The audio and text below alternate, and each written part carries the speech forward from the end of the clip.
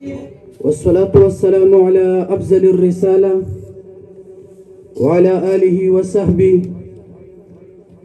الذين هم أهل الفضل والعدالة. أما بعد، فقد قال الله تبارك وتعالى: أعوذ بالله من الشيطان الرجيم، بسم الله الرحمن الرحيم. أولئك على هدى من ربهم وأولئك هم المفلحون.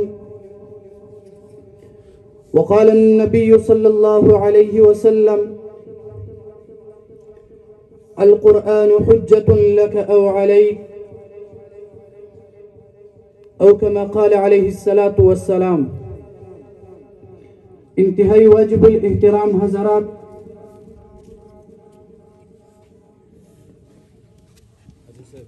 د ټولو نه اول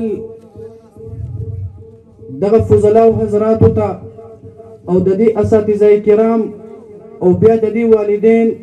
او ټول مسلمانانو ته مبارکباد پیش کوم او الله رب العزت ته دعا کوو چې دغه ختم البخاري دغه محنت او د دې دغه کاوش او کوششونه په خپل دربار کې قبول او منظور کړي. محترم یاد ولرئ چې دغه فضلاو نن چې کوم دستار تړلی دی، دغه فضلاو نن چې په سر باندې دغه پګړي وتړله، یقینا دغه وسنۍ دغه مجلس د ډېر زیات د خوشحالي مقام وي. په دې ټیم کې انتهایی زیات خوشحالي به وي، لیکن دغه پګړي تړلو نه پس په دغه فضلاو ته هم زما پیغام دی چې دغه پګړي تړلو نه پس همیشه به دغه شان د خوشحالیانې نه وي، همیشه به دغه شان دی سکون به نه وي، بلکې دغه پګړي تړلو نه پس یو عظیم الشان مشکلاتو سره ستاسو مخه راغله. دغه پګړي تړلو نه پس ستاسو معاشره کې د هر قسم خلکو سره واسطه راځي. تاسو په معاشره کې د قال الله او د قال الرسول دغه اواز به بلندوي، د توحید پرچم به بلندوي، خلک به د شرک او د بدعت نه به منع کوي. لیکن یو خبر یاد ولرئ، کله هم په کله زمانه کې، په هر زمانه کې چې هم دغه علماء کرامو دغه نیک خلکو د الله رب العزت د توحید دغه ناره چې کله اوچت کړله، د دې خلاف باطل ودرېږي او دغه حق پرست خلکو مخالفت کوي، دیو ته قسمه قسم تکلیف ملاویږي. ما محترمو، وسنۍ زمانه نه بلکې د انبیاء کرامو تاریخ وګورئ. کله چې حضرت ابراهیم خلیل الله کله چې هغې د توحید دغه ناره بلند کړله، کله چې د توحید دغه جنډه اوچته کړله، هغه مخالف خلکو د نمرود هغه سپایانو ابراهیم علیه السلام ته قسمه قسم تکلیف ورکړله، هغې ته پریشانی ورکړله، په پریشانی او په درد او په تکلیف کې مبتلا کړله، حتی چې ابراهیم علیه السلام اور ته وغورځوله. لیکن ابراهیم علیه السلام اور خپل کړله، لیکن د توحید نه رستونه شو. ابراهیم علیه السلام هغه زمانې نه ما او تا ته دا پیغام ورکوي: ای مولا، ای طالب، دغه توحید دپاره ځان اور ته وغورځوه، دغه توحید دپاره خپل بدن وسوځوه، دغه توحید دپاره خپل بدن قربان کا، دغه توحید دپاره تکلیف برداشت کا، دغه توحید دغه نارې دپاره خپل کور پرېږده، خپل بچي پرېږده، خپل پلار پرېږده. لیکن د توحید په دغه نوم باندې غداري ونه کړي. د دین اسلام دغه توحید سره چېرته په دغه توحید عقیده باندې د بزدلي مظاهره ونه کړي. ای دستار تړونکي علماو، انشاءالله تاسو په خپل ځان په قربانوئ، تاسو خپل مال په قربانوئ، تاسو هر څه په قربانوئ، لیکن انشاءالله په هر میدان کې د توحید دغه ناره به بلندوئ. انشاءالله بلندوئ که نه؟ انشاءالله. محترمو، صرف دا دستار تړل دا د کمال خبره نه ده. د دستار تړلو نه پس د توحید دغه پرچم بلندول دا د کمال خبره وي. او بیا زموږ واسطه د پیغمبر علیه السلام د امت سره یو، او بیا دغه توحید دغه جنډه صحابه کرامو په خپل وینو موږ دپاره سنبال کړی و. حتی زما پیغمبر علیه السلام د ټول کائناتو کې د رب کائنات نه پس د ټولو نه بلند مقام او مرتبه والا نبی علیه السلام هغه پیغمبر زما استاد عقیده د سلامتیا دپاره هغه پیغمبر ما او تا ته د توحید ښودلو دپاره کله د خندق په میدان کې جنګیږي، کله د احد میدان ته ورځي، او بیا د پیغمبر علیه الصلاة والسلام هغه حسین مخ باندې گزار لګي او پیغمبر علیه الصلاة والسلام دغه غاښونه مبارک شهیدان کیږي. او ما او تا ته یو پیغام ورکوي، مسلمانه که چېرته وخت تقاضه وکړي جهاد میدان ته لاړ شه، خپل بدن ټکړې ټکړې کا. ما او تا ته سبق پروت دی په جنګ احد کې د پیغمبر علیه الصلاة والسلام د توحید دپاره، د خلق د شرک او د بدعت د منع کولو دپاره د پیغمبر غاښونه شهیدان کیږي. صحابه کرام د شهادت جامونه نوش کوي. حضرت حمزه رضی الله تعالی عنه خپل بدن ټکړې ټکړې وکړي، خپل جان نذرانه پیش کړي. ما او تا ته پیغام ورکوي، مسلمانوں اپنے جان کا نذرانہ پیش کرو، خپل بدن ټکړې ټکړې کا، خپل وینې توی کا، د شهادت جام نوش کا، لیکن د توحید دغه پرچم دا به بلند ساتي. نعره تکبیر، نعره تکبیر، نعره تکبیر. روا مرگ سرا عادت یما مسلی بنے والا دا ختم نبوت یما. صحابه کرامو د دین دغه جنډا تاسو په پښتو پوهیږئ که نه؟ محترمو قسم د رب په ذات باندې مې قسم وي، خپل دغه ټول مسلمانانو ته وایم او خاص کر دغه علماء کرامو ته هم وایم، د دین جنډا دا بلند وساتئ. تاسو وګورئ یو بلال حبشي رضی الله تعالی عنه چې هغه یو غلام و، هغه په ګرم شګه باندې سملولی کېږي، هغې په دغه سینه باندې غټ کمر کې ښودلی کېږي، هغې په دغه لاس کې هتکړي لګولی کېږي، خپو کې زنځیرونه اچولی کېږي، هغې ته قسمه قسم سزا ورکولی کېږي. لیکن هغه بلال په هغه سخته کې هم د احد ناره لګوي. محترمو ما او تا ته او تر قیامت سبا پورې راتلونکي دغه مسلمانانو ته یو پیغام ورکوي، مسلمانه خپل لاس کې هتکړي ولګوه، مسلمانه په خپل بدن سخته برداشت کا، مسلمانه د چا غلامي اختیارومه، مسلمانه توحید سره غداري مه کوه، مسلمانه د اسلام په نوم باندې چېرته هم بزدلي مظاهره ونه کړي، مسلمانه په هر ډګر، په هر میدان، په هره سخته کې د توحید دغه ناره بلندوه. مسلمانه محترمو ما او تا ته پکار دی چې خپل دغه مسلمانیت او خپل دغه کم مشن او خپل هدف دی هغه وپېژنو. نن ما او تا صرف خپل محدود سوچ لرو. ما او تا ته ډېر لوی سفر پروت دی.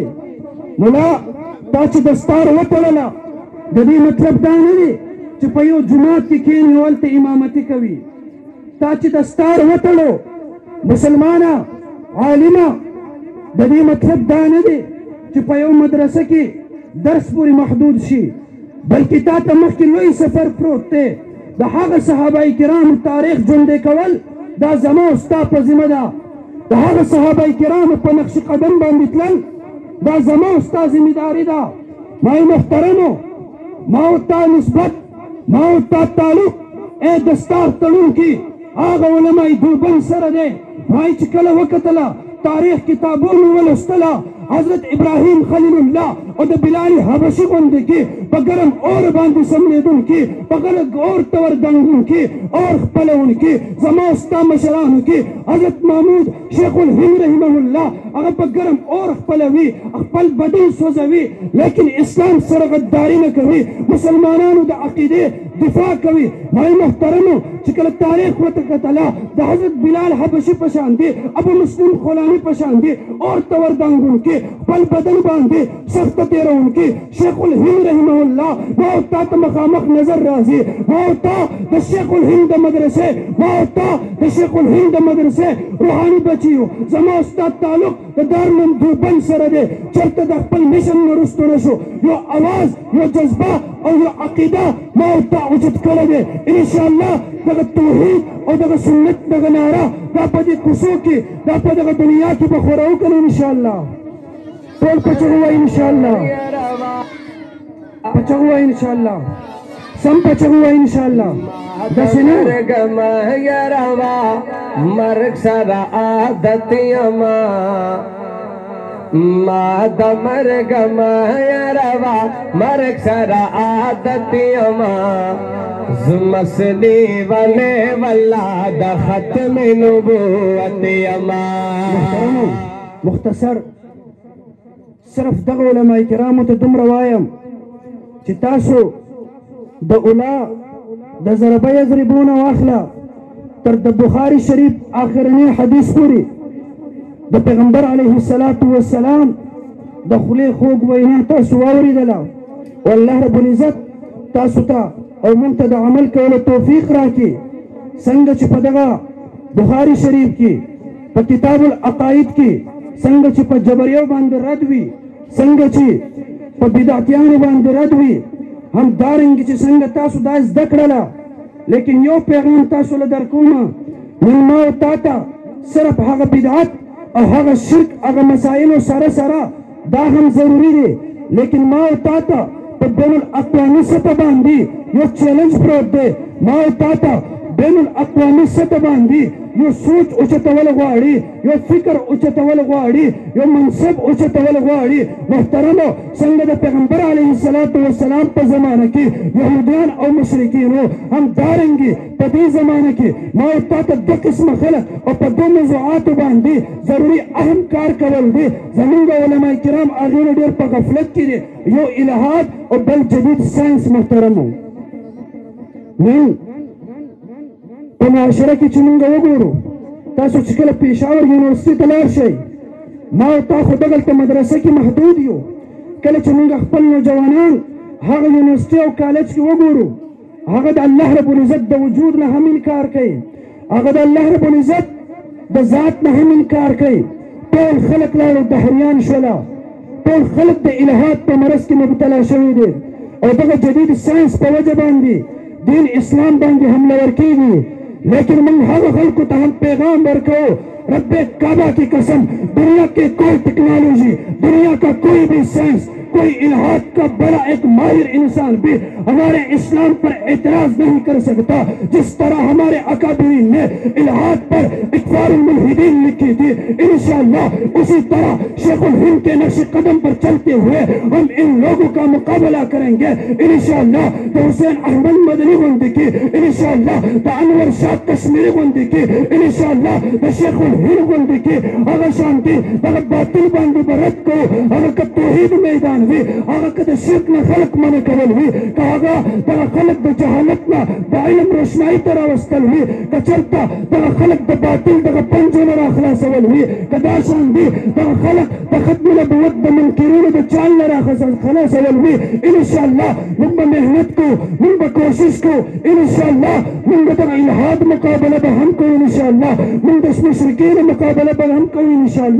इंशाअल्लाह मुंब तगा इल्मी नूरानियत सर इंशाअल्लाह सुमरा खलक च जहालत की मुब्तला दे अगर टोल द जहालत में बराउबास और इंशाअल्लाह तो पैगंबर अलैहिस्सलातु वस्सलाम बना इल्मी रोशनाई तो बराउलू और इंशाअल्लाह अगर खलक द वजूना पैगंबर नूरानियत पंद बनवर को इंशाअल्लाह।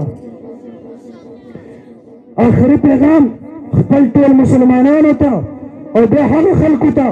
सोच मुसलमानों और दगा उलमा किराम तस्पक गोरी हाँ खलक तमंगला पैगाम बरको रब्बे काबा की कसम कचरते आलिम नहीं अगर आलिम न होता रब्बे काबा की कसम आसमान से बारिश बरसना बंद हो जाता जमीन से गला निकलना बंद हो जाता रब्बे काबा की कसम ये दुनिया दरहम बरहम हो जाती अगर आज दुनिया मौजूद है अगर आज आप लोग मौजूद है ये सब उलमा की बरकत है उलमा वो लोग है जिनको सलाम करने के लिए फरिश्ते जोक पर जोक जमीन पर उतरती है इंशाअल्लाह पूरी दुनिया मिट जाएगी हर बातिल मिट जाएगा इंशाअल्लाह ये उलमा रहेंगे। कोई लोग उलमा को दहशतगर्द करार देते हैं मैं उन लोगों को पैगाम देना चाहता हूँ रब्बे काबा की कसम उलमा किराम दहशतगर्द नहीं उलमा किराम अमन और अमन चाहते हैं उलमा किराम वो लोग لوگ ہیں جو معاشرہ میں محبت پھیلاتے ہیں، علماء کرام دین کا دفاع کرتے ہیں۔ اگر دین کا دفاع کرنا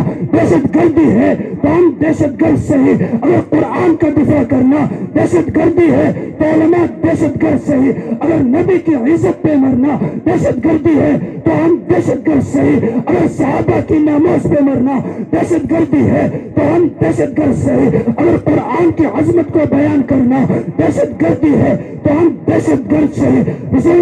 سن لو یہ سب کام کرنا دہشت گردوں کا نہیں بلکہ ان لوگوں کے بارے میں قرآن نے رب کائنات نے فرمایا یہ صحابہ کا مشن ہے۔ صحابہ وہ لوگ ہیں جن کو رب کائنات نے کبھی اولئک هم المفلحون پکارا، کبھی ان لوگوں کو رب کائنات نے اولئک هم الراشدون کہا، اور کبھی ان لوگوں کو اولئک هم الفائزون کہا۔ انشاءاللہ در قیامت پوری با من دا دین دا پرچم با ہم بلندو، انشاءاللہ دا توحید جنڈا با ہم بلندو، انشاءاللہ بدغ معاشرہ کی دا عوام تربیت با ہم کو انشاءاللہ، اور انشاءاللہ تر مرگ پیر خپل زان با قربانو، خپل بچی با پریک دو، خپل کور با پریک دو، خپل مال با قربانو، لیکن انشاءاللہ دا دین من باندی با انشاءاللہ چرت با ہمونگا سبحانکو، اور انشاءاللہ تر مرگ پوری رب کائنات میں دا دعا کو اللہ پاکا تر مرگ پوری دا علماء دیوبند اور دا اخپل مشران سر زمونگا دا نسبت قائم وساتی،